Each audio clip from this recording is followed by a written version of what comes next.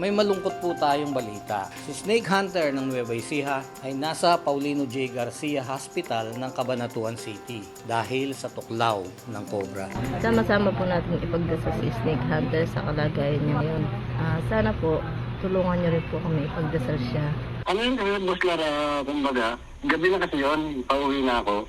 May pinahuli pa sa akin sa may Kabyaw.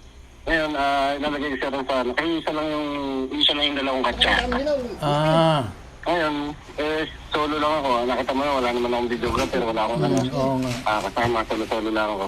Pag-open ko ng katsa, biglang umakagad yung isa sa maliit agad. Napakadelikado nun talaga. Mabuti, nakaabot ka. Ibinabalita ko po ito para makita ng ating mga ka-channel kung gaano ang peligro ng ganitong gawain. Natuklaw po siya noon pang 7 nitong Enero.